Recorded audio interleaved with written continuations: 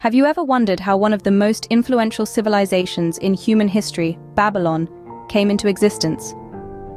This is a story that takes us back, way back into the annals of time, to a period prior to the reign of Sargon of Akkad, who ruled from 2334 to 2279 BCE. In these early days, Babylon was but a blip on the map, a minor port city nestled on the banks of the Euphrates River. This was a city of humble beginnings, far from the bustling metropolis we often picture when we think of ancient Babylon. It was a place where trade boats docked, where merchants haggled over the price of grain, and where the rhythm of daily life was dictated by the ebb and flow of the river. Yet, beneath this veneer of tranquility, Babylon was a city waiting for its moment in the sun, a moment that would be brought about by one ambitious leader. His name was Hammurabi, and he would ascend to power in 1792 BCE, marking the beginning of a new chapter in the city's history. Hammurabi's reign would transform this unassuming port city into the capital of a vast empire, an empire whose influence would ripple through centuries, shaping the course of human history in ways that still resonate today. But that, dear friends, is a story for another time. For now, we leave Babylon at the cusp of its ascent, a city on the edge of greatness, its destiny intertwined with the ambitions of a future king.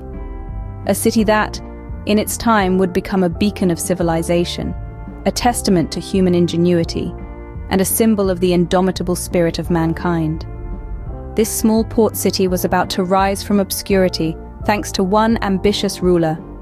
And so, the stage was set for the dawn of Babylon, a dawn that would herald the rise of one of the greatest civilizations the world has ever known.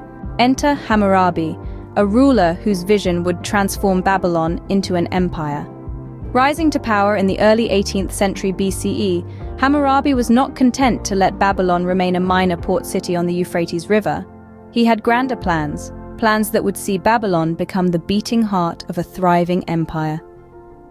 Hammurabi's reign was marked by his dedication to political consolidation and territorial expansion. He was a master strategist, using both diplomacy and military might to bring neighboring city-states under his control. But it was not just through conquest that Hammurabi built his empire. He understood that an empire's strength also lay in its laws and its administration. This understanding led to one of Hammurabi's most significant contributions, the Code of Hammurabi. This was one of the earliest and most complete written legal codes. It established standards for commercial interactions and set fines and punishments to meet the requirements of justice. It was a cornerstone of his rule, a testament to his belief in the power of law and order. Under Hammurabi's rule, Babylon flourished. It became a center of trade, culture, and learning. The city's ziggurat, Etemenanki, is believed to have inspired the biblical Tower of Babel. Hammurabi's Babylon was a city of marvels, a testament to his vision and his leadership. But despite all of Hammurabi's achievements, his empire was not destined to last. After his death, his carefully constructed empire quickly fell apart, a victim of the same regional rivalries that had plagued the region for centuries. This was a stark reminder that empires, no matter how grand, are vulnerable to the whims of time and the ambitions of others. But as we'll see, empires are as fragile as they are powerful. After Hammurabi's death, the Babylonian Empire began to crumble.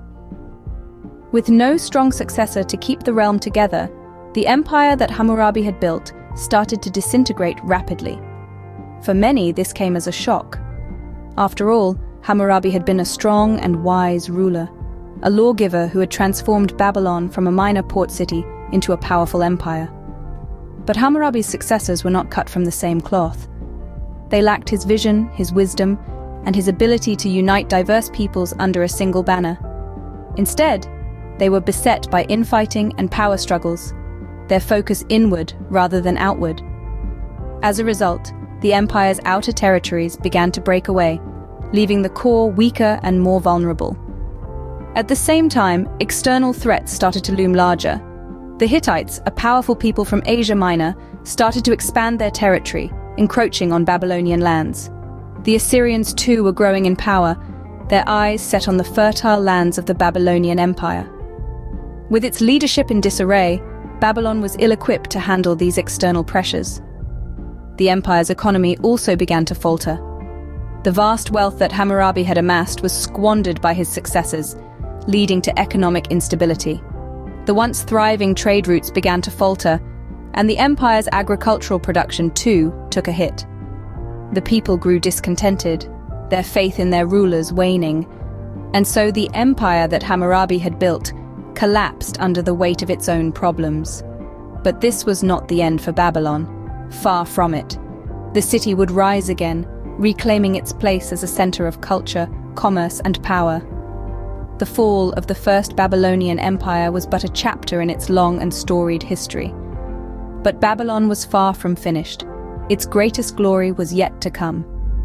Rising from the ashes, Babylon would once again become a beacon of civilization. So begins the tale of the Neo-Babylonian Empire, a time when this ancient city would reach its zenith, a veritable phoenix from the ruins of the fallen First Babylonian Empire. The rise of the Neo-Babylonian Empire, also known as the Chaldean Empire, was a time of cultural and architectural resurgence.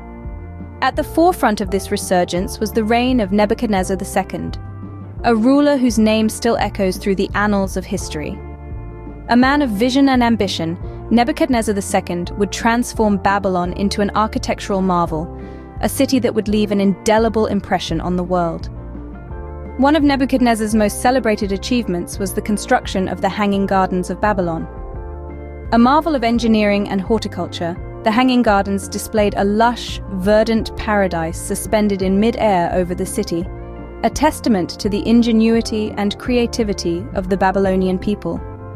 It was a feat so extraordinary, it was considered one of the 7 wonders of the ancient world. But the Neo-Babylonian Empire was more than just architectural grandeur. It was a cultural beacon, a city where scholars, artists, and philosophers gathered, where ideas were exchanged, and where knowledge flourished. Babylon became a hub of intellectual and cultural activity, its influence rippling out across the ancient world, shaping and influencing civilizations far beyond its borders.